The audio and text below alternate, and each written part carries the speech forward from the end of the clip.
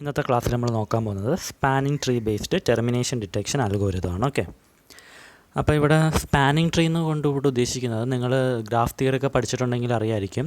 നമുക്കിപ്പം ഒരു ഗ്രാഫ് ഉണ്ട്, അതിൽ ഒരു 5 വെർട്ടെക്സും ഒരു 10-14 എഡ്ജസും ഒക്കെയുള്ള ഗ്രാഫാണെങ്കിൽ അതിൻ്റെ സ്പാനിങ് ട്രീ എന്ന് പറഞ്ഞു കഴിഞ്ഞാൽ ആ ഒരു ഗ്രാഫിലുള്ള എല്ലാ വെർട്ടെക്സും വരണം, അതായത് 5 വെർട്ടെക്സും വരണം.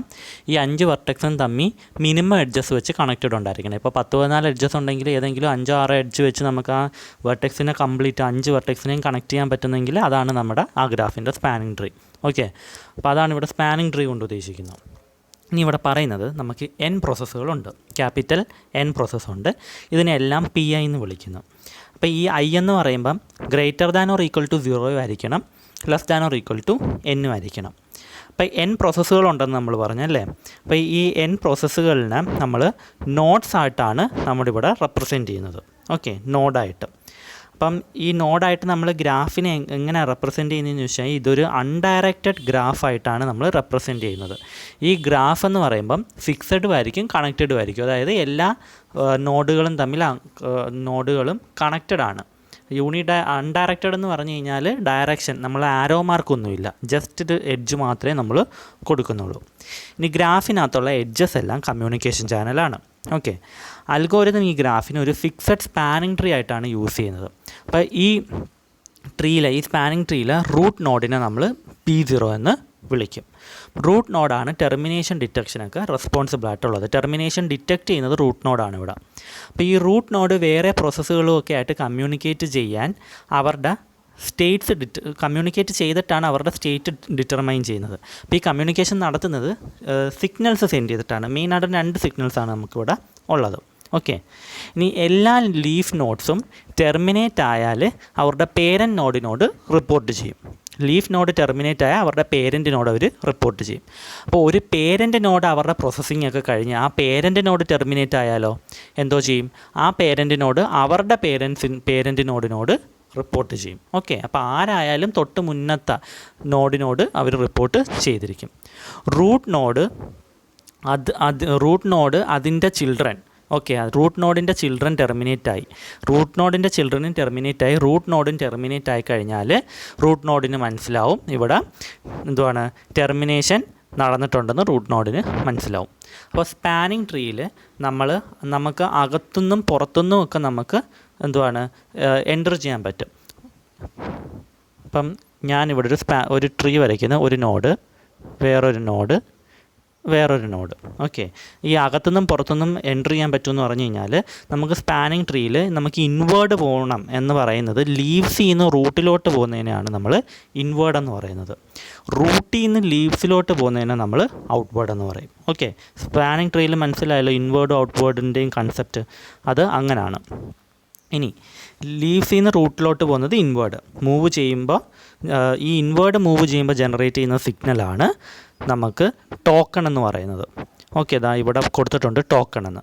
ഇനി ഔട്ട്വേർഡ്, അതായത് നമ്മൾ റൂട്ടിൽ നിന്ന് താഴോട്ട് പോകുമ്പോൾ ജനറേറ്റ് ചെയ്യുന്ന ഒരു സിഗ്നലാണ് റിപ്പീറ്റ് എന്ന് വിളിക്കുന്നത്. ഓക്കെ, റൂട്ടിൽ നിന്ന് താഴോട്ട് പോകുമ്പോൾ ജനറേറ്റ് ചെയ്യുന്ന സിഗ്നലാണ് റിപ്പീറ്റ് സിഗ്നൽ.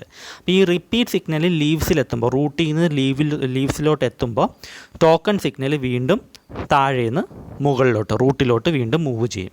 അപ്പോൾ ഈ ഒരു ഇവൻറ്റ് ഇങ്ങനെ ഈ സീക്വൻസ് ആയിട്ട് ഇങ്ങനെ നടക്കും. അപ്പം ആദ്യമേ താഴെ നിന്ന് ടോക്കണുകളെല്ലാം മുകളിലോട്ട് മൂവ് ചെയ്യും, റൂട്ട് നോഡ് വരെ എത്തും. പിന്നെ റൂട്ട് നോഡിൽ നിന്ന് റിപ്പീറ്റ് സിഗ്നൽ താഴെ ലീഫ് നോഡുകൾ വരെ എത്തും. വീണ്ടും ഈ പ്രോസസ്സ് ഇങ്ങനെ കണ്ടിന്യൂ ചെയ്യും. വീണ്ടും ടോക്കൺ മേളിൽ പോവും, റൂട്ട് വരെ എത്തും, വീണ്ടും റിപ്പീറ്റ് താഴെ പോവും. അപ്പോൾ ഈ ഒരു ഇവൻറ്റ് ടെർമിനേഷൻ ഡിറ്റക്റ്റ് ചെയ്യുന്നവരിങ്ങനെ നടന്നുകൊണ്ടിരിക്കും. അപ്പോൾ ഇനിഷ്യലി ഓരോ ലീഫ് പ്രോസസ്സിനും ടോക്കൺ നമ്മൾ കൊടുക്കും. ആദ്യമേ നമ്മൾ ഓരോ ലീഫിനുമാണ് നമ്മൾ ആദ്യമേ ടോക്കൺ കൊടുക്കുന്നത്. പേരൻറ്റ് പ്രോസസ്സിന് അതിൻ്റെ ചിൽഡ്രൻസിൻ്റെ കയ്യിൽ നിന്ന് ടോക്കൺ കിട്ടും. ഓക്കെ, അപ്പോൾ ഈ പേരൻറ്റ് പ്രോസസ്സ് ഈ ടോക്കൺ കിട്ടിക്കഴിഞ്ഞ് ഈ പേരൻറ്റ് പ്രോസസ്സ് ടെർമിനേറ്റായി പോവുകയും ചെയ്യും. അപ്പോൾ അത് നമ്മളിപ്പോൾ പറഞ്ഞു കഴിഞ്ഞാൽ ലീവ്സിൽ നിന്ന് തൊട്ട് മുന്നത്തെ പേരൻറ്റിനോട്ട് ടോക്കൺ കൊടുത്തു കഴിഞ്ഞാൽ ഈ ലീവ്സ് ടെർമിനേറ്റ് ആയി, അതായത് ലീവ്സ് ഐഡിയലായി പോയി. ഓക്കെ, പിന്നെ പേരൻറ്റ് ഐഡിയലാകുമ്പം പേരൻറ്റ് എന്തോ ചെയ്യും, പേരൻറ്റ് ടോക്കൺ അതിൻ്റെ പേരൻറ്റിന് കൊടുത്തു കഴിഞ്ഞാൽ ആ പേരൻറ്റ് ഐഡിയലായി പോവും. ഓക്കെ, അങ്ങനെയാണ് ഇവിടെ കൺസെപ്റ്റ് പോകുന്നത്. അപ്പോൾ ഇങ്ങനെ ഓരോ പേരൻ്റ് പ്രോസസ്സും അങ്ങനെ കൊടുത്ത് റൂട്ട് നോഡിൽ ചെന്ന് നിൽക്കും. അപ്പോൾ ഈ റൂട്ട് നോഡിൽ ചെന്ന് നിന്ന് കഴിഞ്ഞാൽ റൂട്ടിന് അതിൻ്റെ ചിൽഡ്രൻ്റെ കയ്യിൽ നിന്ന് റൂട്ടിന് ടോക്കൺ കിട്ടിക്കഴിഞ്ഞാൽ അതിന് മനസ്സിലാവും ഇവിടെ ടെർമിനേഷൻ നടന്നു. അപ്പോൾ ഈ അൽഗോരിതത്തിനൊരു പ്രോബ്ലം ഉണ്ട്. അതായത് നിങ്ങൾ ഈ ഫിഗർ നോക്കിക്കഴിഞ്ഞാൽ നമുക്ക് മനസ്സിലാവും. ഇപ്പം ഒരു പ്രോസസ്സ് അതിൻ്റെ പേരൻറ്റിന് ടോക്കൺ കൊടുത്തു. ഓക്കെ, അപ്പോൾ പേരൻറ്റിന് മനസ്സിലായി ചൈൽഡ് ഐഡിയലായി, അതായത് ചൈൽഡ് ടെർമിനേറ്റ് ആയിപ്പോയി. പക്ഷേ ഈ ചൈൽഡിന് വേറെ ഏതെങ്കിലും ഒരു പ്രോസസ്സിൻ്റെ കയ്യിൽ നിന്ന് ഒരു മെസ്സേജ് കിട്ടുന്നു. അപ്പോൾ ചൈൽഡ് വീണ്ടും ഐഡിയലിൽ നിന്ന് ആക്റ്റീവിലോട്ടാവും. ഇത് പക്ഷേ ആ പേരൻ്റ് അറിയുന്നില്ല. മനസ്സിലായോ? അപ്പോൾ ഈ ഒരു പ്രോബ്ലം ഉണ്ട്. അത് ഇവിടുത്തെ ഫിഗർ പറഞ്ഞു കഴിഞ്ഞാൽ ഇതാണ്ട് ഈ 1 എന്ന് പറയുന്ന നോഡ് അതിൻ്റെ ടോക്കൺ പേരൻറ്റിന് കൊടുത്തു. അപ്പോൾ ഈ 1 എന്തോ ആയി, 1 ഐഡിയലായി മാറി. 1 ടോക്കൺ താണ്ടെ 0യ്ക്ക് കൊടുത്തു, 1 ഐഡിയലായിട്ട് മാറി. പക്ഷേ കുറച്ച് സമയം കഴിഞ്ഞ് ഈ 5 എന്ന് പറയുന്ന നോഡ് ഈ 1-നൊരു മെസ്സേജ് കൊടുത്തു. മെസ്സേജ് കൊടുത്തപ്പം ഈ 1 വീണ്ടും ആക്റ്റീവായിട്ട് മാറി. പക്ഷേ ഈ 0 അറിയുന്നില്ല ഈ 1 ആക്റ്റീവായ കാര്യം. അപ്പോൾ ഇതാണ് ഈ അൽഗോരിതത്തിൻ്റെ ഒരു പ്രോബ്ലം. മനസ്സിലായല്ലോ? അപ്പം ഈ ഒരു പ്രോബ്ലമൊക്കെ കറക്റ്റ് ചെയ്ത് ടോപ്പോർ ഒരു അൽഗോരിതം ഡെവലപ്പ് ചെയ്തിട്ടുണ്ട്. അപ്പോൾ ടോപ്പോർ പറയുന്നതെന്ന് വെച്ച് കഴിഞ്ഞാൽ ഇവിടെ പ്രോസസ്സിനും ടോക്കണിനും എല്ലാം നമ്മൾ കളർ കൊടുക്കും. ഏതെങ്കിലും പ്രോസസ്സിന് മെസ്സേജ് കിട്ടിയാൽ നമ്മൾ കളറ് മാറ്റും. അതാണ് ഇവിടെ ടോപ്പോർ പറയുന്നത്. അപ്പോൾ ഇനി നമുക്ക് അൽഗോരിതം നോക്കാം. ഓക്കെ, അൽഗോരിതത്തിലെ ഫസ്റ്റ് പോയിൻ്റ് പറയുന്നത് ഇനിഷ്യലി ഓരോ ലീഫ് പ്രോസസ്സിനും ടോക്കൺ കൊടുക്കും നമ്മൾ. എന്നിട്ട് ഒരു സെറ്റ് എസ് എന്നും പറഞ്ഞൊരു സെറ്റ് നമ്മൾ വെച്ചിട്ടുണ്ട്. അതിനകത്തൊക്കെ നമ്മൾ എന്തുവാണ് കൊടുക്കുന്നത്, ഈ ടോക്കൺ കിട്ടിയ പ്രോസസ്സുകളെല്ലാമാണ് നമ്മൾ കൊണ്ടുവയ്ക്കുന്നത്. അപ്പോൾ സെറ്റ് എസ് മൊത്തം എന്തോ ആയിരിക്കും, ലീവ്സ് ആയിരിക്കും. കാരണം നമ്മൾ പറഞ്ഞു ഇനിഷ്യലി നമ്മൾ ലീവ്സിനാണല്ലേ ടോക്കൺ കൊടുക്കുന്നത്. അപ്പോൾ ഈ സെറ്റ് എസിനകത്തിരിക്കുന്നത് മൊത്തം നമ്മുടെ ലീവ്സ് ആയിരിക്കും. രണ്ടാമത്തെ പോയിൻ്റ് പറയുന്നത് എല്ലാ പ്രോസസ്സും തുടക്കം വൈറ്റ് കളറായിരിക്കും. ഓക്കെ, അടുത്ത പോയിൻ്റിൽ പറയുന്നതെന്ന് വെച്ചാൽ ഒരു ലീഫ് നോഡ് ടെർമിനേറ്റ് ആയാൽ അത് അതിൻ്റെ പേരൻറ്റ് നോഡിന് അതിൻ്റെ ടോക്കൺ കൊടുക്കും. നെക്സ്റ്റ് പറയുന്നത് പേരൻറ്റ് പ്രോസസ്സ് അവരുടെ ചിൽഡ്രൻ്റെ എല്ലാം കയ്യിൽ നിന്ന് ടോക്കൺ കളക്ട് ചെയ്യും. എന്നിട്ട് പേരൻറ്റ് ടെർമിനേറ്റ് ആകുമ്പോൾ അത് അതിൻ്റെ പേരൻറ്റിന് ടോക്കൺ കൊടുക്കും. നമ്മൾ നേരത്തെ പറഞ്ഞ കാര്യങ്ങൾ തന്നെ. നെക്സ്റ്റ് പോയിൻ്റ് പറയുന്നത് ഒരു പ്രോസസ്സ് വേറെ ഏതെങ്കിലും പ്രോസസ്സിന് മെസ്സേജ് അയച്ചാൽ ഈ അയക്കുന്ന പ്രോസസ്സിനെ നമ്മൾ ബ്ലാക്ക് കളറാക്കും. ഒരു പ്രോസസ്സ് ടെർമിനേറ്റ് ചെയ്യുമ്പോൾ അതിൻ്റെ കളർ ബ്ലാക്ക് ആണെങ്കിൽ അതൊരു ബ്ലാക്ക് ടോക്കൺ ആയിരിക്കും അതിൻ്റെ പേരൻറ്റിന് കൊടുക്കുന്നത്. ഓക്കെ, ഇനി ഒരു പ്രോസസ്സ് അതിൻ്റെ പേരൻറ്റിന് ബ്ലാക്ക് ടോക്കൺ കൊടുത്താൽ ഈ ബ്ലാക്ക് ആയിട്ട് ഇരുന്ന പ്രോസസ്സ് വൈറ്റ് ആകും. അടുത്ത പോയിൻ്റ് പറയുന്നത് ചിൽഡ്രന് ബ്ലാക്ക് ടോക്കൺ കിട്ടിയ ഒരു പേരൻറ്റ് പ്രോസസ്സ് അതിൻ്റെ പേരൻറ്റിനും ബ്ലാക്ക് ടോക്കണേ കൊടുക്കത്തുള്ളൂ. അപ്പോൾ ഇങ്ങനെ ചെയ്യുന്നത് സബ് ട്രീയിൽ മെസ്സേജ് പാസിങ് നടന്നിട്ടുണ്ടെന്ന് കാണിക്കാനാണ് കേട്ടോ. അപ്പോൾ ഈ രീതിയിൽ ടോക്കൺസ് റൂട്ടിലെത്തും.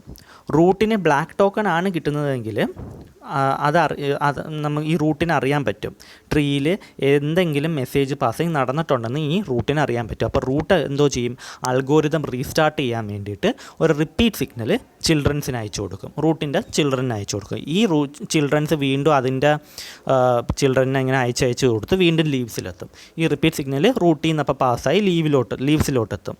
ലീവ്സ് ഈ റിപ്പീറ്റ് സിഗ്നൽ കിട്ടുമ്പോൾ അൽഗോരിതം റീസ്റ്റാർട്ട് ചെയ്യും.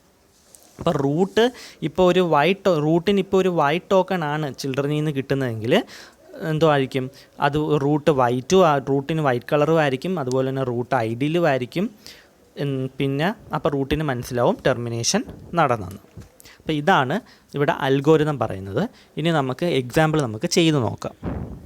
ഇപ്പോൾ നമ്മൾ നോക്കാൻ പോകുന്നത് spanning tree based termination detection അൽഗോരിതത്തിൻ്റെ ഒരു എക്സാമ്പിളാണ്. ഓക്കെ, അപ്പം ഈ ഒരു അൽഗോരിതം കണ്ടുപിടിച്ചത് ടോപ്പോറാണ്, ഡെവലപ്പ് ചെയ്തത് ടോപ്പോറാണ് 1984.